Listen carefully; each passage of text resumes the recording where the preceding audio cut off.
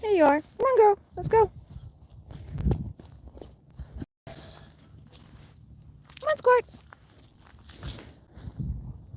Come and go. Let's go. Come on. I haven't really lately had to herd her much. Lately, Layla and Squirt, whenever I'm ready to walk to the back, to walk them back there, they just come with me.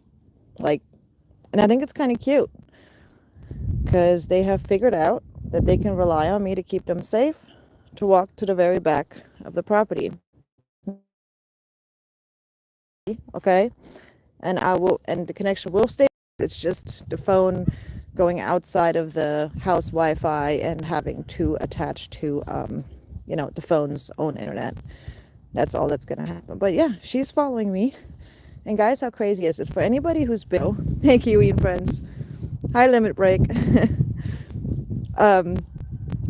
Yes, she is. But you guys will know she didn't she didn't show up with us until she was. There we go. All right, we should be good on the internet now. Hopefully. But yeah, Squirt really didn't trust humans at all. And then as time has passed, especially recently, she's become almost very attached to me in a way. Like, and Layla as well, but like Squirt, it's more special to me because I've had her for about 2 years now. And Squirt's always been very like, oh, I don't want to be around humans much and all that. And she wasn't really socialized as a baby. So, I've always tried to kind of give her space, but also try and let her know that she's safe. And she literally will not walk with the geese to the back in the morning when they go. Whenever they decide to go to the pond, she doesn't go with them most times. But if I go to the back and she waits for me, she literally over to the back porch where I'll sit, and she'll come see me and she'll honk at me and do her cute little right, Squirt. Squirt, where's Pretty Bird? You see a Pretty Bird? You go get him? She's so tiny she trips over the weeds.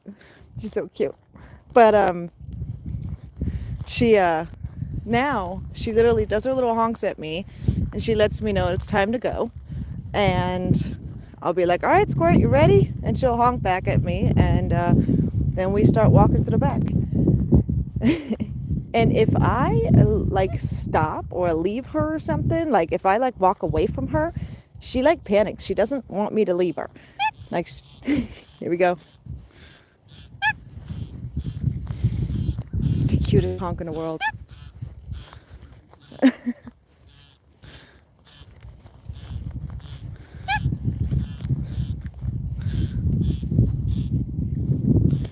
You go get Pretty Bird? Go on, Squirt. She's got the cutest little honk. I love it.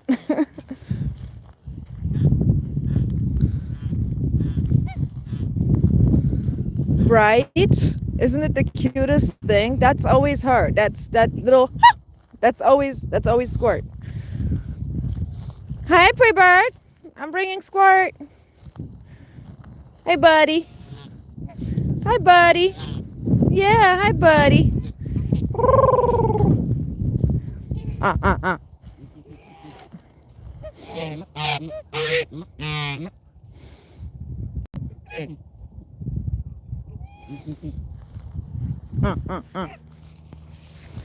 Hi, buddy. Pretty Bird's getting more moody now that it's getting closer to breeding season. You right, Pretty Bird? Yeah, we're getting close to mating season. Charlie's, as always, right on his heel.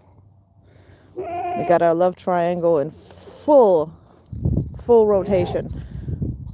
Pretty Bird is obsessed with Layla, and Charlie is obsessed with Pretty Bird, and Pretty Bird has yet to really decide who he wants to be with 100%. I still think he will possibly end up mating one girl as his main queen and then still mating the other girl, because Charlie has been obsessed with Pretty Bird for over a year now. Like, they've basically been dating. So, and Charlie is always the one to egg him on. She's always the one to cheer him on when he comes out of a fight.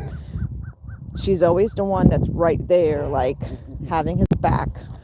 Like, she's very loyal to Pretty Bird. So I don't think she'll give up on it until Blue. Don't be a meanie. Hi, babies. Hi, babies. Hi, my pretty little chunky girl. Look at Blue. She's a chunky girl.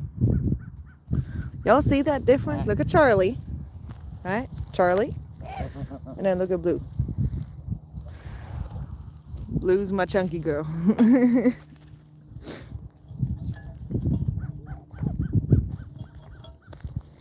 Let me set my water over here so we can go hang out with the goosies. I can show you guys how they swim in the water. Kiwi, have you seen them follow me around when they're in the water yet? How they like go in the water and like will swim in circles while I walk circles around a pond? It's like super cute. Oh, okay. I'm gonna have to show you. It's the benefits of having a relationship with your geese.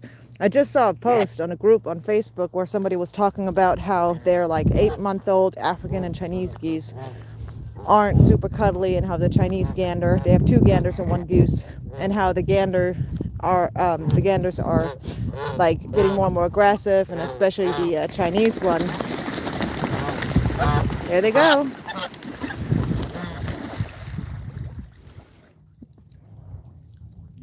You ladies taking your time? They're like, we are too mature for this. This is Blue and Layla. Whee!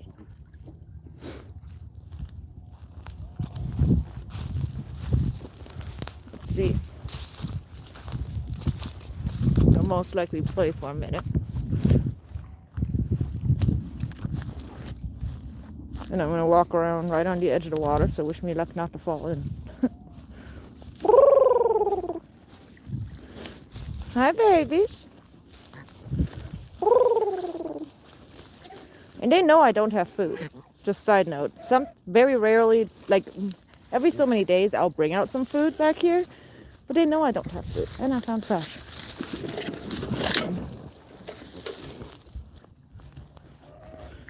Hi, babies.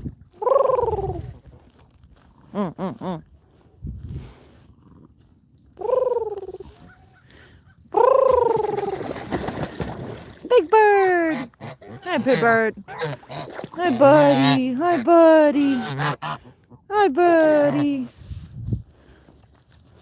All right, let's see. Let's go this way.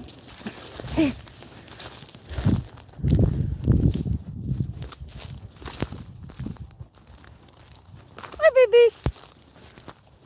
If I stop, they usually come up on shore.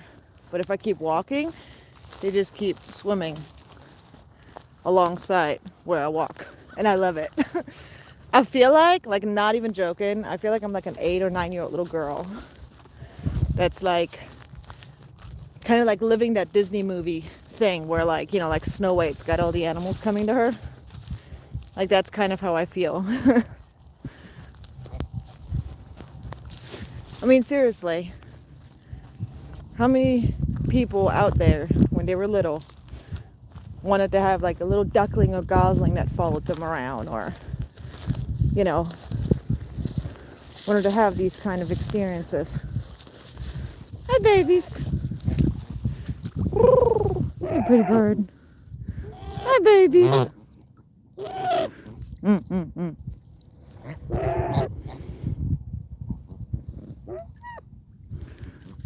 Oh, yes.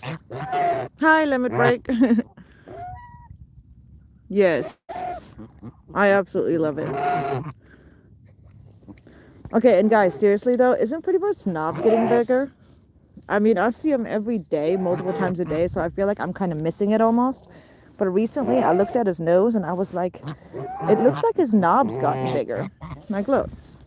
The honker on the top of his nose there. Look. Has it gotten bigger? I feel like it's gotten bigger. Look at that. Good bird. Look at that. Good bird. Oh, watch out, good bird. Get this hand, not that hand. He's getting nippier because we're getting closer to the mating season. and that half domestic goose is triggering his mating instincts sooner than the Canadas. And I'm really hoping that the Canada females will mature this year. Charlie and Blue should be maturing this year.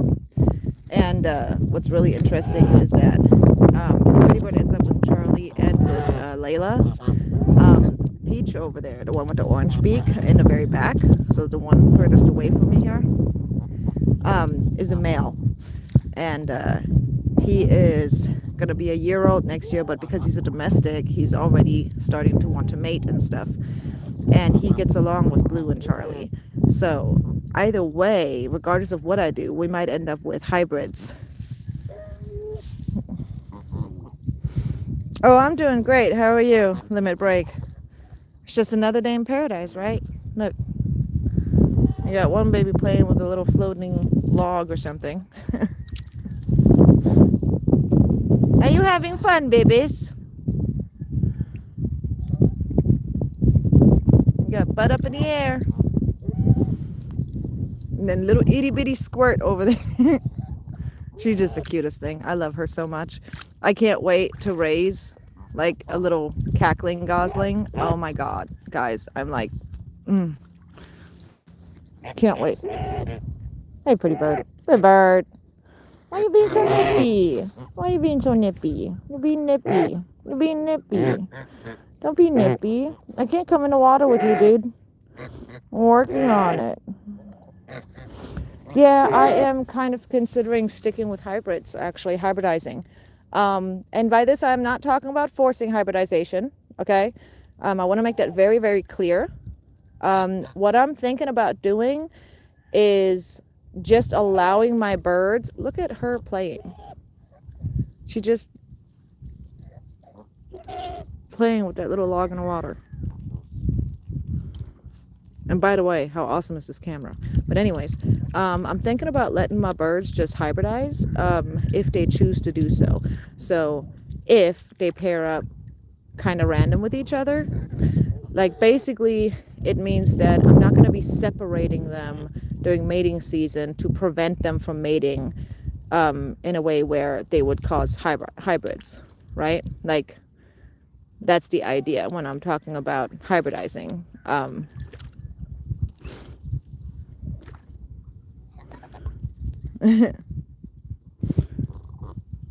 Oh yeah, Pretty Bird. Oh, he tends to want me to come in the water with him. I've been looking into little like one person, two people, little itty bitty like blow up boats and stuff, like on Walmart and stuff like that, and like trying to, you know, like Amazon and Walmart, and trying to see if I could find something that like we can afford.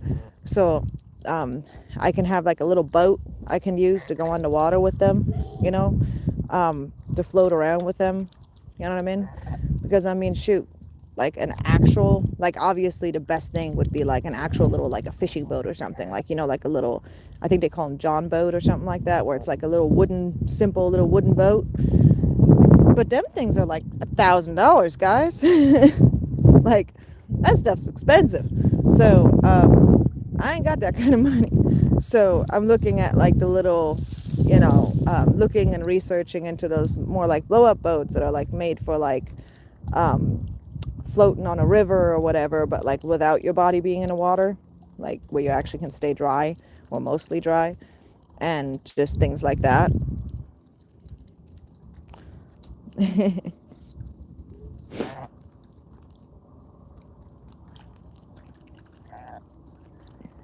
Yeah, that's what I was thinking.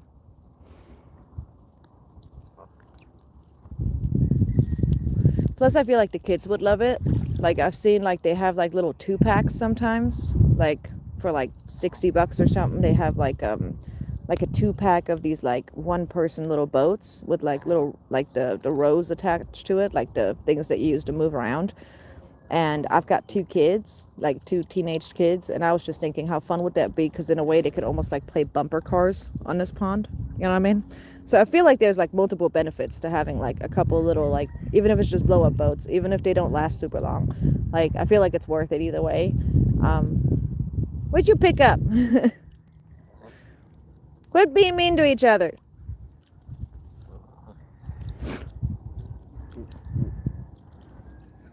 Then of course my daughter would absolutely love getting in the water, like being able to just like scoot around on a boat with her goose Dino over here. Hi Dino. Hi Dino. Hi Dino. Hi babies.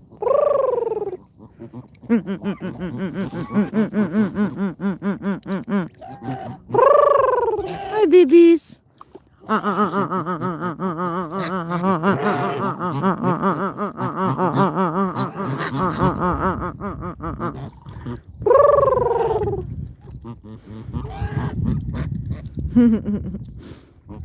tell Mama all about it. You guys want to swim some more? Shall we walk around a little bit more? Huh? You are so cute. You're so cute when you do that. You're so cute when you do that. I think it's the cutest thing when they roll their heads around like that. Hey, Dino. All right, Mama's gonna go back over here and walk around some more. Come on, babies. You coming?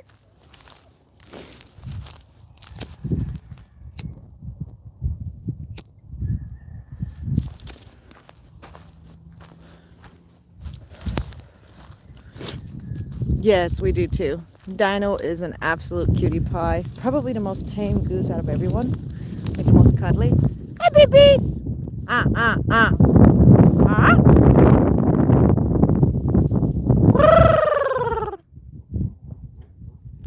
They might actually be done right now playing.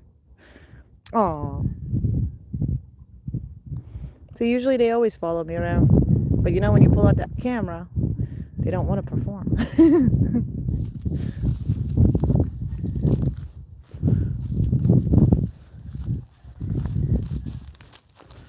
Anyway, though, I love having a pond back here, but I do have to do a lot of research, and there's a lot of things that I need to get. So, like, an excuse if I pronounce certain things not the right way.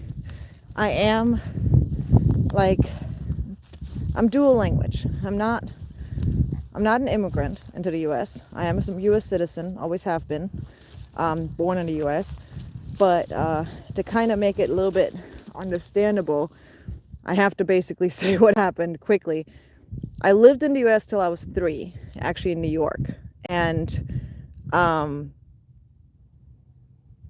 at that point, my mother basically kidnapped me and took me to Germany and raised me in Germany as a German, away from my American family with no contact to my American side. And then when I was about 16 years old, 15, 16 years old, I started hanging out with, because we lived in a German town that was attached to a military base, American military base. So there was Americans around. And when I was about 15, 16, I had started hanging out with the high school kids from base. And I started learning English. Because I had lived in the U.S. till I was 3, and because my first language was English, it kind of all came back pretty quickly. But I only spoke German at that time. So I had completely forgotten all my English and then relearned it as a teenager. So just to clarify, when I say, like, I can't really say that English is my second language because it isn't. It is my first language, but it's also kind of my second language. It's a little bit weird. Oh yeah, and then another little update on Pretty Bird. Check out his tail. He's got white tips now on his tail feathers. He didn't have those before. Y'all see that? He's got white tips on his tail feathers now. How crazy is that? He's also increased the white on the back of his neck, and the white has gotten a little bit broader around his beak. So we'll see how that keeps going, guys. I am very curious to see how much he's going to be replacing his black feathers with white feathers, and if we're going to end up having one of those Canada geese, as in Pretty Bird, if he's going to end up being one of those Canada geese that ends up with like a completely white head or with like a completely speckled head, and neck. See, this is what I mean. Like, they generally will come over to wherever I am at and then hang out in the general area where I'm hanging out in, and usually if I move from one spot to another, most of the time they instantly follow me, but once in a while they take a minute, but then they come over. And what's funny is y'all can actually see some of that vegetation they've already pulled up. And this is one of the things I was going to say is that I need to work on learning about how to make sure. Hi, Littlefoot! We got a horsey watching. Basically, yes. She lied to a judge to be able to take me out of country and my older brother.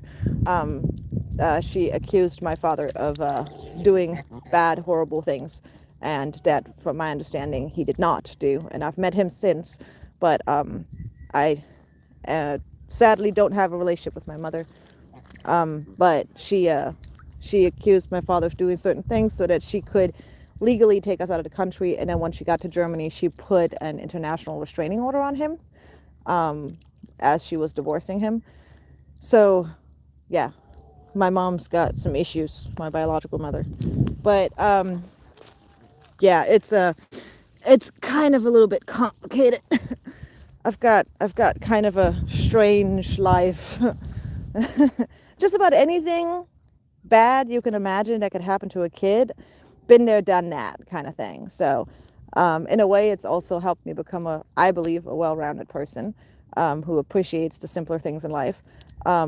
So, I do tend to look at the world a little bit differently than a lot of people do. In a way, it's also been a blessing to grow up in Germany because I grew up surrounded by many different cultures. And coming to the US, I do see things differently. My mother's actually, get this, my mother's dark skinned. I'm actually part black, but not obviously. But so I actually grew up in a multicultural, multiracial home where I was actually the only white person in the home. So for some reason, the genetics just weren't strong with me, and I took after my father's side, color-wise, race-wise, I guess. And yeah, so I, it's like, even though there's negatives, there's also blessings, and everything kind of all mixed together. There's a lot of lessons I've learned and a lot of perspective I've gained through everything that I've experienced. So it's kind of, and the thing is, it doesn't really upset me a lot anymore like it used to, because now, since I'm a mother, the way that I see it is that the experiences that I've had are now going to be able to help my children, help me hopefully be a better mom, help me hopefully be a better wife, and hopefully help me basically help my children be able to learn from my experiences and things that happen throughout my life, that I've had to go through and carry the scars for, right? But they will have the knowledge of the cause and effect without having to necessarily experience those things. And they will have the warnings to prevent certain things from happening, So I tend to kind of go more towards the positive side of things. Like, in my opinion, the glass is always at 50%. It's up to us whether or not we see it as half full or half empty. It really is up to us, in my personal opinion. It's something I teach my children. I'm gonna go for my water right now because I'm thirsty. But in my opinion, it is kind of up to us, because in life we're always gonna have negatives and positives, and it really depends on how we look at it. Like, we could have a horrible financial situation, or lose a family member or something, but there's always some positive there too. Like, for an example, other people are still healthy. Ourselves might still be healthy. We may have a roof over our head, even if the electricity isn't on because we couldn't afford to pay electricity. We still have a roof over our head. Like, there's always something positive there, even though there's negatives there. And I think that can help. That's just how I try to view things.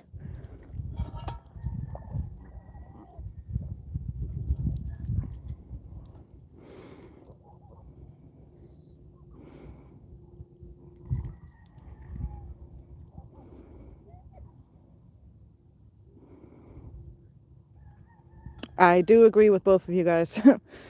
I I can't tell you guys how many times I've sat there with like just tears in my eyes, because just seeing how confident my daughter is in herself and her own self-worth and who she is and in her appearance, because she has her daddy who's been in her life her entire life, and who, I have an amazing relationship with. We're married, we're happily married, we're literally best friends. We're going on 20 years. And like it's sadly something a lot of kids don't have, but I can really see that difference in my children, and versus how me and my brother were not having a father, and even my little sister, after her father passed away. It just And yes, I did have a stepdaddy for almost 4 years, and he was a great man, and he died in a car accident. So it's like I said, just about anything you can imagine. Been there, done that. Um, but I've literally had tears in my eyes, just so happy and relieved that I picked well when it comes to my husband, the father of my children, because they benefit so much from having a good daddy and having a father who's there for them and loves them and prioritizes them. And like I often say, some of us grow up with parents that don't teach us how to be good parents, but we can still learn what not to do. Like, we may not learn what to do, but we can learn what not to do. Hi, babies. Hi, babies. Hi, beautiful. You guys are so darn adorable. Yes, you are. You're so pretty.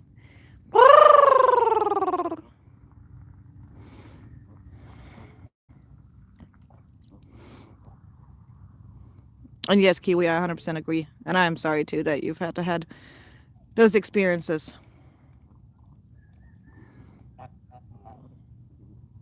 And I agree, Limit Break, you are very lucky.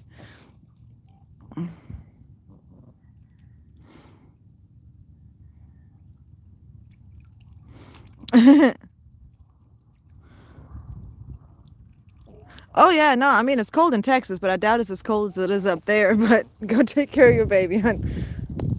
It is, they are spoiled out of their minds, so I know you spoil your babies like we spoil ours. But yeah, what I was going to say about the hybridizing, the way I plan to let them hybridize basically just means that I'm not going to prevent them from mating with each other if they choose to do so. If they choose to pair up in a mixed way, that's completely fine.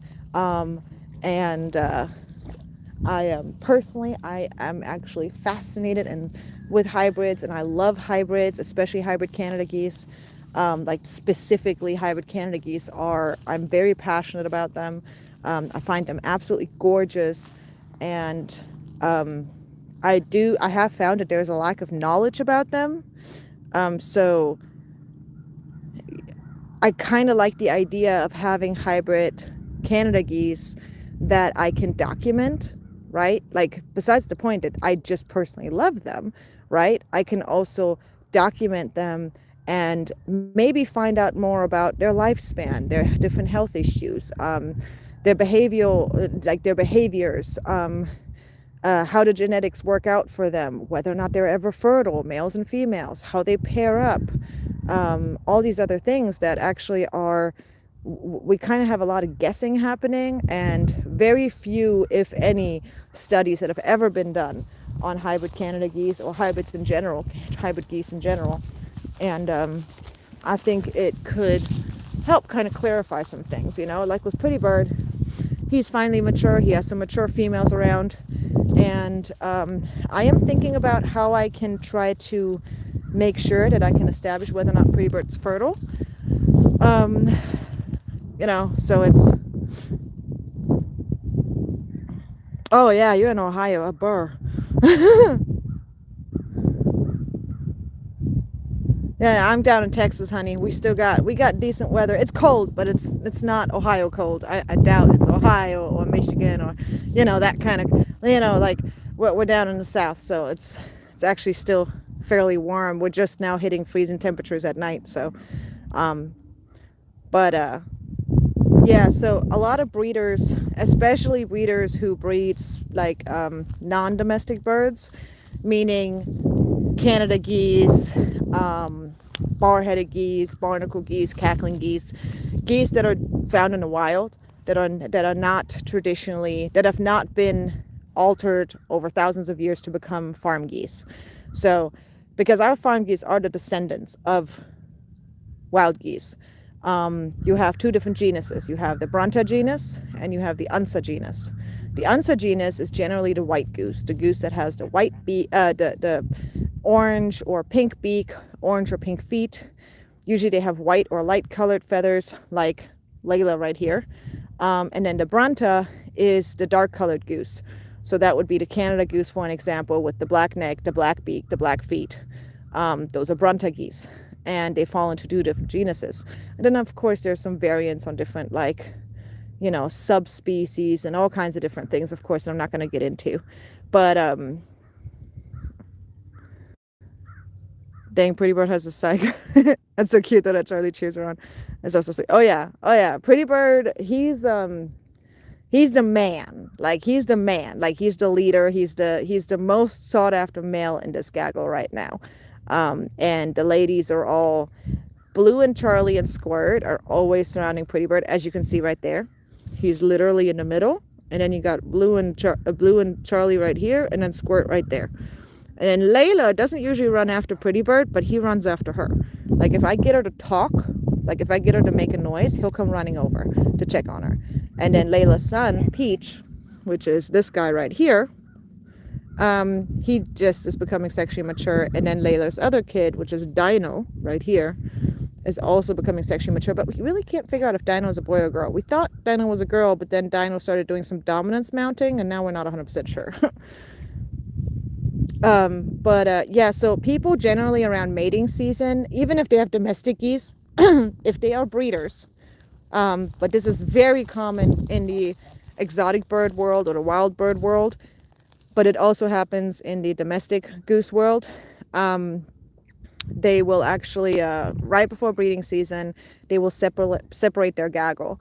And what this means is that a group of geese is a gaggle. And what this means is that they will basically take whatever breed and separate them into groups, and then separate them with like a fence or something to prevent them from breeding with each other.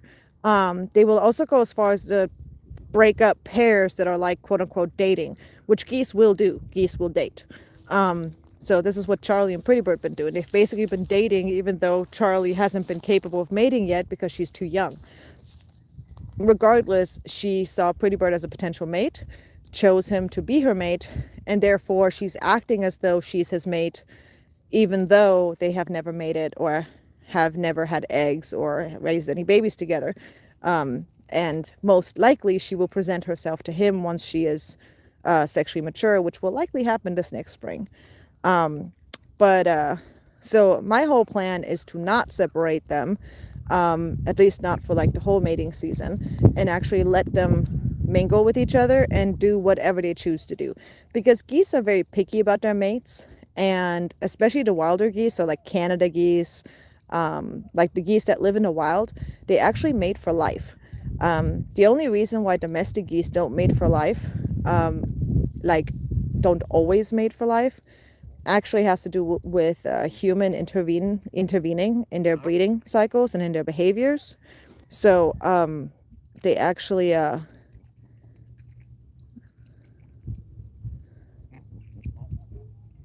oh yes, Canadas are my favorite too, hon, but hybrids they take the cake for me.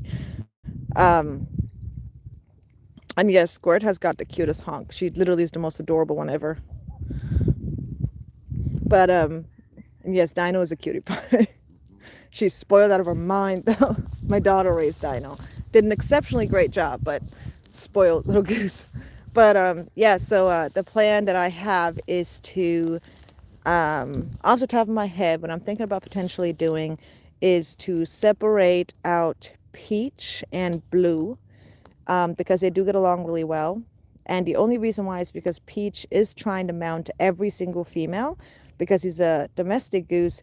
He's not like, doesn't have really that instinct to mate for life, like say one of the Canada geese would. And Pretty Bird, most likely, he will have kind of a mixture, because he's a mix between a domestic and a wild goose. Not wild as in like out there wild, but like wild as in like a Canada goose mixed with a domestic breed. Um, and he most likely has, he's either going to be a goose that mates for life, which I kind of doubt it. but it's possible. Or mate for life, meaning he's going to choose one female and then stick with that female for the rest of his life. Or he's going to, which is what I think is going to happen, he's going to have a main queen, as in like his mate, and he's going to have a mistress. Okay, meaning that he'll have two females that he'll be mated to. And this is what I'm expecting to happen. Hey, Squirt, what you doing, girl? What you doing, baby? I don't have any food, girl. But so what I'm expecting Pretty Bird to do is to mate Layla and Charlie and have them both be his girls. And Layla is, like I said, that golden goose. And then Charlie is, where'd she go? Charlie! Oh, she's all the way on the end right there. But, oh yes, and geese are super, super picky about their mates. Like, they actually don't go for the biggest or strongest. See, I've got one of my Canadas chasing off Peach because they don't like him messing with the females. They're actually, in a way, almost supporting Pretty Bird to be the main gander and not have him come in and take his spot, which is kind of interesting to see that dynamic. But let's see. One of the reasons why domestic geese, one of the reasons that's believed why domestic geese don't mate for life anymore is actually because if you think about owning geese, during mating season, the males get very defensive. Okay, a lot of people like to use the word aggressive. I tend to try and shy away from that word because I don't believe it's aggression. Aggression to me, and this may not be the official definition, but aggression to me and how it's often seen socially, in my opinion, like in our society, is like a term for saying that like somebody is like basically overreacting for no reason. Like they're being mean and like physically threatening people and stuff. And it's disproportionate to whatever's happening, meaning that they don't really have a reason to act the way that they're acting. And that's kind of how I see the word aggressive. Like when somebody says it's an aggressive dog, it's like a dog that's attacking you for no reason, right? Like an aggressive goose is a goose that's attacking you for no reason, right? And in my personal opinion, geese are not aggressive. And the reason why is because everything I've researched about them points towards the fact that they have very, very concrete reasons why they act the way that they act. And just because we don't always know why they're reacting in a certain way does not necessarily mean that they're being aggressive or don't have a reason. Just because we humans can't always read the situation from their perspective does not mean that they don't have a valid reason to act the way that they're acting, right? So Pretty Bird getting more nippy and getting more defensive and getting more bitey with me, that's just him establishing his dominance. That's just him saying, don't dare try to take any of my females from me. Don't, once my female lays eggs, don't you dare mess with her nest. Don't take our eggs. Don't mess with my goslings. That's just his instincts kicking in and him preparing to get ready to be willing to fight and lay down his life for his nest, his mate, and his goslings, including his eggs, because geese actually care about their eggs just as much as they do their goslings. They actually are very family oriented and get attached to their family. Like they mourn when they lose a gosling, they mourn when they lose a mate, they mourn when they lose a flock mate, and they mourn if they lose an egg. So anyways, they take family life very, very serious. Again, this is specific more to wild geese because we've manipulated through breeding and through how we've kept them, the domestic geese, to be a little bit different. Pretty Bird is starting to become more defensive. And so the thing is that once mating season kicks in all the way and they have a nest and stuff, the males can get very, very defensive. They can get very territorial, okay? All the way to full-on attacks. And full-on attacks would be them biting down and punching you with their wings. And this is something I try to teach people, is that you really do not need to fear the bite of a goose. Yes, it hurts. Yes, it sucks. But it's actually their wings that you need to watch out for. Layla's giving us a demonstration. Thank you, ma'am. Because their wings are like, it's like a human punching you.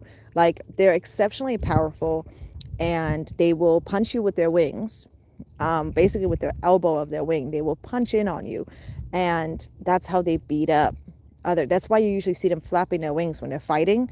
They're actually punching with their wings. The only reason why they're biting is to hold on to you, to stabilize, to be able to punch you.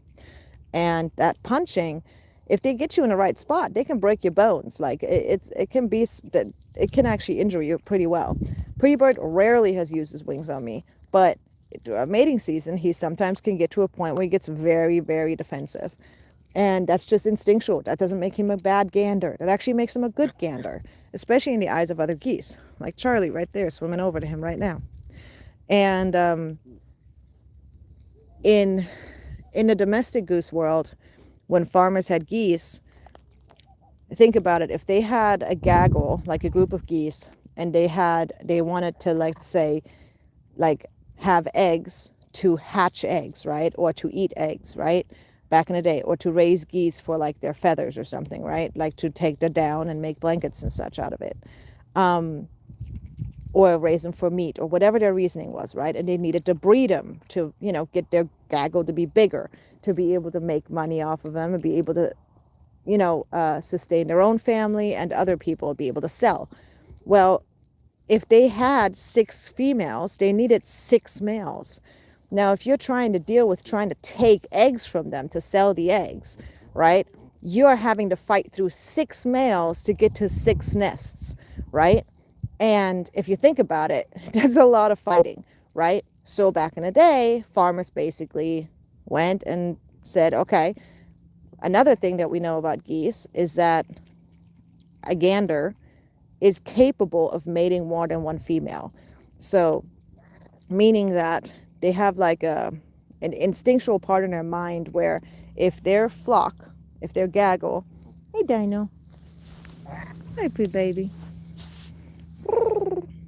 hi Dino, hi Dino, hi Dino, you're being a butt. Anyway, if yes, their wings are very, very strong. It's basically like a dude punching you. Like they're pretty strong.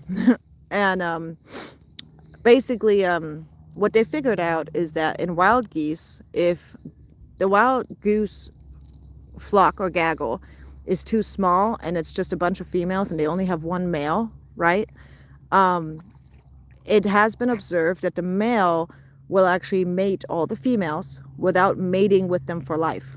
But he will only mate one female for life. And he'll only do this like once or twice, right? And the reason why he does this is because if he can mate all the female and fertilize all the female's eggs, right? And then he would return to his queen, his mate for life, right? Basically, in a way, he would cheat on her to up the numbers of the gaggle, because number means safety, right?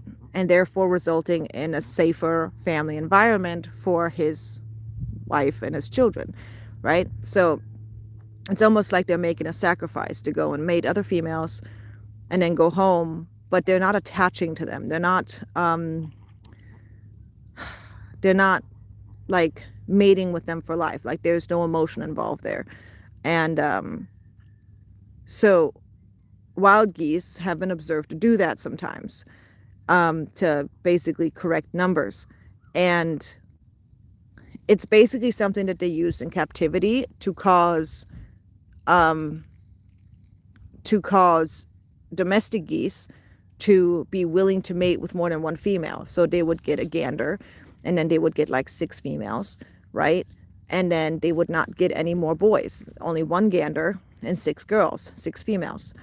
And when mating season would come around, that gander would often have what I always call his queen, right? Like that would be his queen, that would be his main girl, right?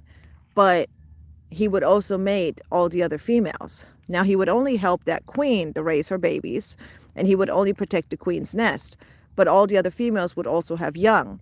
And now when the farmer comes out to collect the eggs, right, all he has to deal with is one gander rather than 6 ganders, right? Because having 6 females, he'd have to deal with 6 males. But by only having one male that mates everyone and breeding them that way and continuously breeding them that way, eventually you're kind of breeding that instinct to mate for life, that loyalty instinct, you're breeding it out of them. You're changing it with time. And after thousands of years of after thousands of years of geese mating for life, they were able to change it again. And after many thousands of years of human interfering, now domestic geese do not always mate for life anymore. Their instincts have been changed.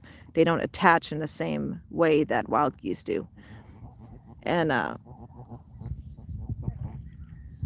so Pretty Bird, being half Canada and half domestic goose, he has a higher likelihood of not being 100% on just mating with one female, but he is much more likely to be willing to mate with more than one female when the time comes, for him to choose a mate. He's more likely to potentially have a mate and a mistress. But it's like a whole big thing about all that stuff, which, I mean, this is like me reading about it and researching about it and stuff, and looking at different like anecdotal experiences, like individual people's experiences over the past 5 years since I've had Pretty Bird, and really just learning about geese specific, waterfowl in general, but geese specific, and raising my own geese and learning about their individual behaviors and learning about their preferences and their likes and dislikes and all that stuff. And so there's a certain amount of things that I've learned from my personal stuff, and then that I've learned from other people. There's some amazing breeders out there who, or even just hobby breeders, meaning that they, much like me, they are not keeping the birds to necessarily turn into a business. They're keeping the birds because they love geese, and geese are their passion, and that's how I feel about it. And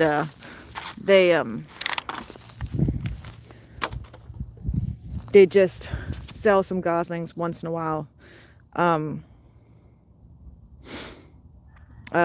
to like control their own numbers or whatever. And that's kind of what the direction that I'm going in. Like, I will sell goslings in the future or geese in the future, but it will be specific to, like, it's not like I'm going to necessarily be like breeding them to sell them. Like, I'm not going to be trying to make as many babies as possible kind of thing.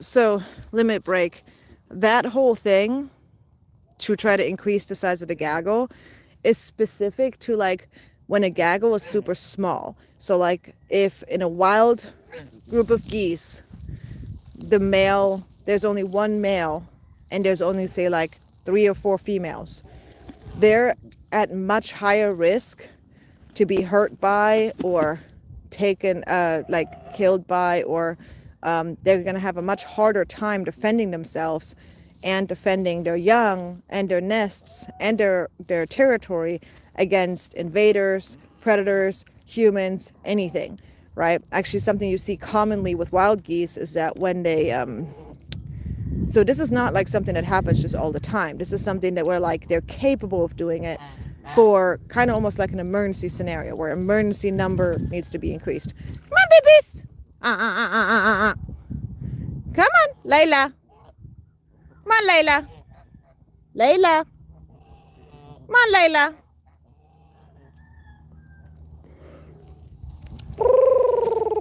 Hi, pretty baby. Come here, babies. Come here, babies. Hi, baby. Hi, babies. Hi, Ducky. Yes, Ducky. Ducky is probably my favorite Canada gander. Like my pure Canada. Him and I, we have a special little bond because him and his siblings, the other 4 Canadas, so Blue and Charlie are related, and then the other 5 are from the same breeder. So I've got 2 that are from one breeder and then 5 from another breeder. And Ducky and his four siblings, they were shipped to me. And when they were shipped to me, the breeder had put there was a cup, like a cup like thing that was inside the box. And it's a long story, but there was a cup like thing inside the box. And Ducky had gotten stuck and had damaged his beak. And he was actually not doing well when I picked him up from the post office. Yes, you can ship goslings, chicks, ducklings. It's a normal thing to do. Well, not normal, common, I'm going to say. It's a common thing to do. There are risks involved with it as well. And you really want to be careful with choosing whether or not you want to do it. I prefer not to, but I was not able to get Canada geese anywhere near me. So I had to take the risks if I wanted to have Canada geese. So I've done this a total of 3 times. Once for Squirt, once for Charlie and Blue, and then once for my other 5 Canada geese. And I will likely do it one more time next year to get Squirt a mate, to get her a male cackling goose. And that will be it. Exactly, yes. So that it literally, like, yes. So like just like with dogs, we altered them from being wolves, right? Like we took wolves, we domesticated them, and then over thousands of years, right? We've altered them so much that they're actually very different from wolves, even down to their diet and everything else. In a similar way, geese have been altered and certain traits have been focused on. So like like if you look at the Canada geese versus Layla, you can see Layla is much bigger. She's much overall. She just seems like her body is much bigger. Basically, she's heavier. She has that like fat that's hanging down at the bottom of her stomach. If you look, you can see she's got these lobes hanging down on the bottom between her legs. These are things that were specifically bred into them. And then you look at Pretty Bird next to her, and you can see that he's much skinnier like the Canada geese, most of them at least. Like I said, Blue right there that you see walking up here closest to us right now on the camera, she's actually very chubby for a Canada goose. Normally Canada geese are very skinny, like very aerodynamic because they need to fly, right? But then domestics, you can see they're much rounder. They have those lobes between their legs. They're much chubbier. They have thicker necks. And that's because specific breeds of geese were bred for food. So Layla, for an example, she's an American buff. She's what you call a heritage breed. This breed was actually endangered for a minute there. We almost lost them because of hybridization, actually, because people weren't paying attention. And too many people were letting domestic goose breeds interbreed, and which caused... You okay, Mama? Which caused some of them to basically it caused like everybody, like a lot of people who had them basically didn't have clean lineages anymore. And so they were like, wait a minute, the numbers are getting so low to where even if we mate purebred and purebred, they're going to be too closely related, and we don't have enough variety within the genetics anymore to keep this breed going, or we're getting so low that it starts getting dangerous, right? So in those cases, you then have to interfere and start watching closely how you breed them so that you can make sure that that particular breed doesn't vanish, right? So Layla would be one of those that got dangerously low, and it was caught in time, and then the numbers have been brought back up and they're back to being okay. Another one where this recently happened that have recently been saved from extinction is the cotton patch goose, which is another old heritage breed. Heritage breeds are breeds that have been around for a very long time. But yeah, so American buffs have been bred for meat, and they were specifically bred for temperament. So American buffs are very docile. They're very sweet, very calm, not very loud, and they're beautiful, and they lay a decent number of eggs. They're very good parents, and they can also be used for meat. So like you have kind of like a multi-purpose bird there, and so they were like a common bird for on farms.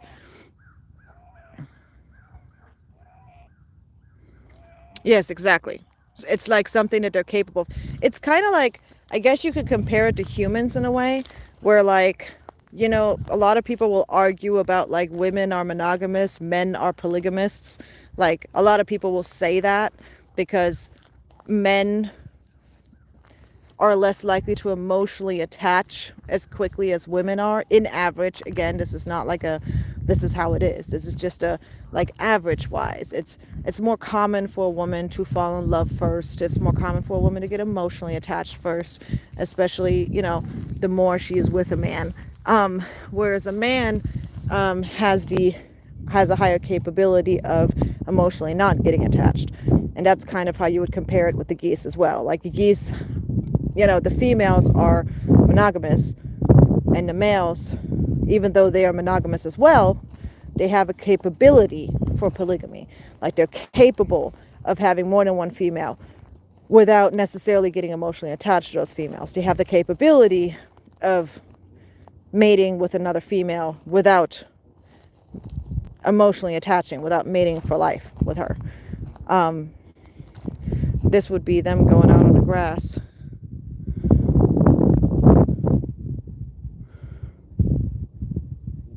To go foraging, because geese are actually herbivores. They're actually very different from ducks in their diet. A lot of people don't know that and get that confused. But geese will, you can actually, like, geese are actually very low cost compared to like ducks and chickens. Especially if you have the grass fields to use, right? If you have enough grass, your geese could totally live almost completely off of nature, and only need a little bit of grain or food each day to kind of supplement it, especially during the summer months and during the spring and fall months when there's a lot more green out. As long as you've got green grass and dandelions growing, your geese, that's food to them. That's what wild geese eat. Oh yeah. Squirt definitely has been, I think she matured this year. And she'll have to wait a little bit before her mate matures. I am looking into I'm trying to find an adult male, or an older male, but either way, I do plan to get a gosling. And Squirt has a choice. Like if she wanted to, even though she's tiny, in the wild, cacklings do sometimes mate with Canada geese. Squirt is a cackling goose. She's a subspecies of a Canada goose, meaning that she's like a branch off, like evolution branch off. Like they developed from Canada geese, and Squirt is she would be capable of mating with, let's say, Pretty Bird, even though he's much larger than her. They could, but I'd rather not. Also, cackling geese, not cackling geese in general, but Squirt's specific kind of cackling goose, her specific genetic line, is actually not very common anymore. They're kind of on that like edge of like there's not that many in the wild anymore. There's not very many in captivity. So one of the things that I am trying to do is basically give Squirt the ability to mate with one of her own kind, because she's an animal that's not super common. Whereas I don't have a problem with my Canada geese hybridizing because Canada geese are common. You know what I mean? So, like, that's kind of how my whole theory works. Like, I don't have a problem with hybrids as long as the animal that you're hybridizing is not endangered or has low numbers or anything like that. Like, just pay attention to what kind of animal you have. Like, don't try, and then also don't force hybridizing onto animals, because there are people that will take, say, I don't know, a horse and a mule and like a horse and a donkey, and take the seed of one and put it into the female and basically force a hybrid to be born, which would then be a mule. And personally, I don't like when animals are forced to mate. I don't like pulling animals apart, especially animals that mate for life, when they've chosen to mate and the owner separates them because they don't want these two particular animals to mate for whatever reason, and they separate them and like sell one of them or something. I personally don't like that. That's not going to be something that happens with me. The only thing that might happen is for me to potentially restrict Peach's access to the females for a short period of time in the beginning of mating season, only so that I can make sure that the eggs I'm getting from the girls are going to be guaranteed to have been fertilized by Pretty Bird. And the only reason why I'm considering doing this is because I'm trying to find out whether or not Pretty Bird is fertile, because he's a hybrid. And the breeders world, the bird world, is very, very divided on this. And the majority of people will tell you that he's sterile. He cannot have young. But there's some documentation that suggests that he could be fertile. So that's where I'm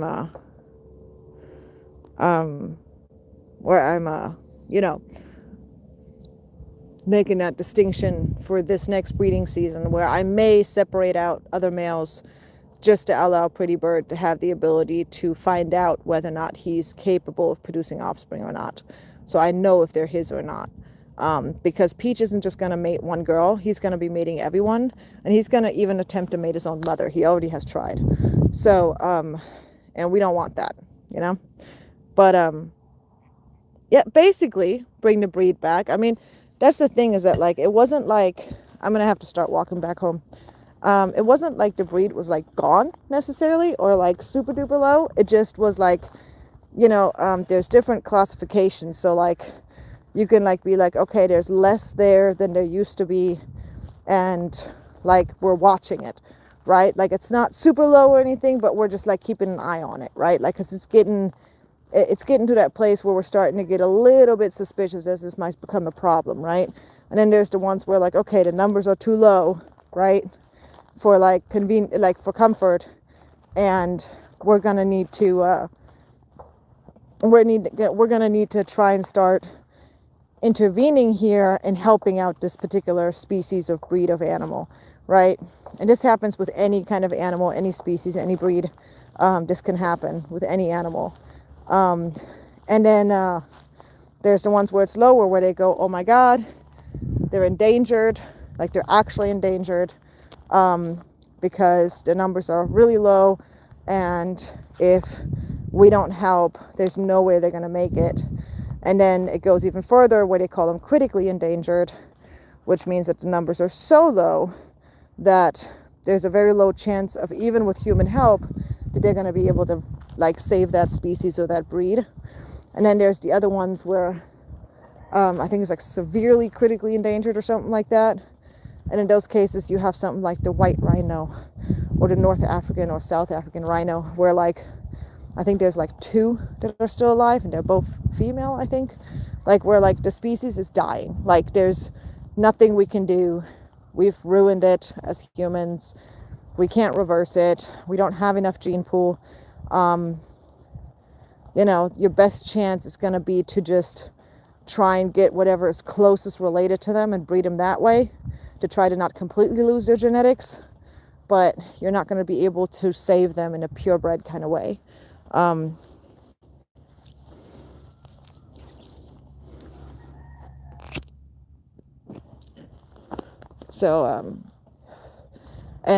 so whenever I get a goose breed, I like to pay attention to, okay, like, is this animal endangered? Does it have low numbers? Is it critically endangered? Is it severely critically endangered? Like, what's the status of this animal, right? Like, how many are out there? How well is this particular breed or this particular species of animal doing? If they're not doing well, if they're struggling, or if their numbers are just low, whatever, I'm going to be a lot more reluctant to allow them to hybridize, okay? This doesn't mean that I'm going to like rip Pretty Bird off of her if she decides to mate with Pretty Bird, okay? This just means that I'm less likely. I'm not going to set her up or cause her to hybridize. Like, I'm not going to encourage her to. So for an example, she most likely wants a mate that's little like her, right? Like a male that's similar size to her, right?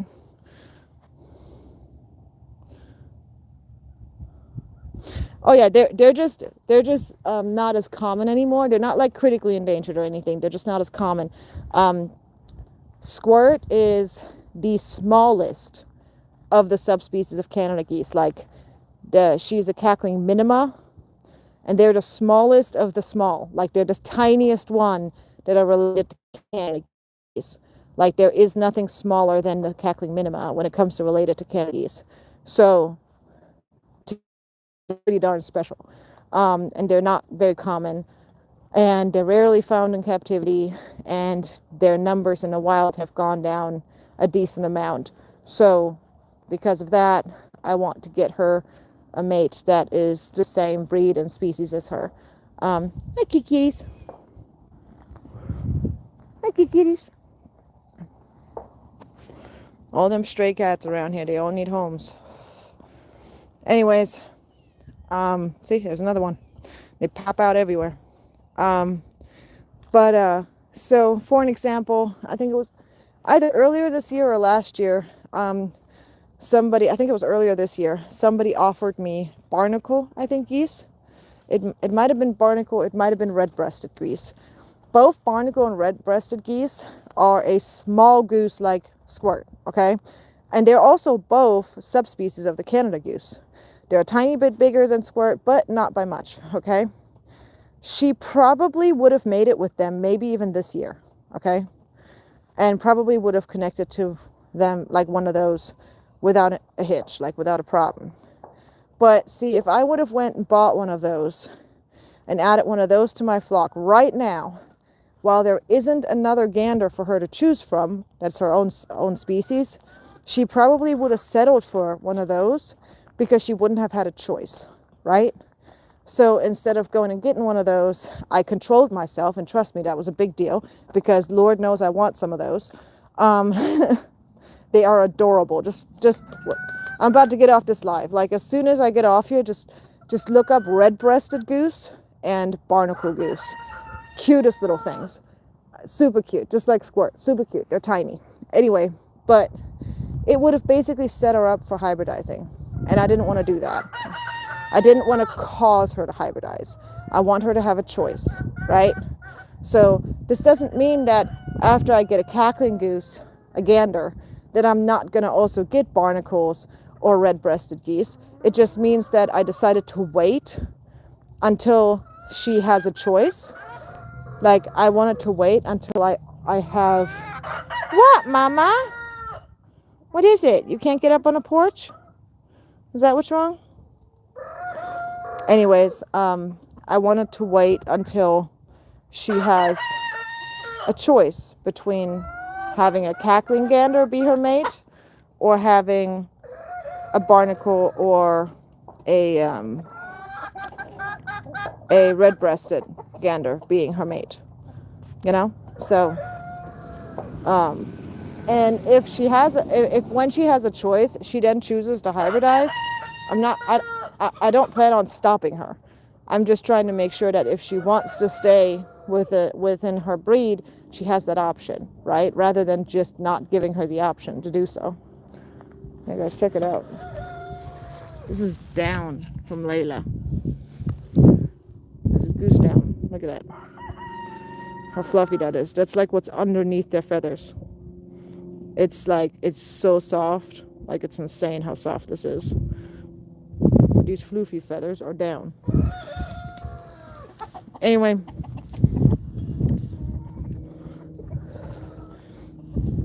Yes. Sadly, there's a lot of animals that are endangered, critically endangered. And for many of them, it's already too late. And many of them are right on that edge where it's almost too late. It's pretty sad. Anyways, I'm going to have to get off here. I got to go take care of some other chores. I hope you guys enjoyed seeing the geese today. And I will see you guys next time. So, yeah. Hope everyone's doing well. I hope everyone has a wonderful mid of the week. And I'll probably be back on either tonight or maybe tomorrow. All right. Good night. Not good night. Have a good day. Bye.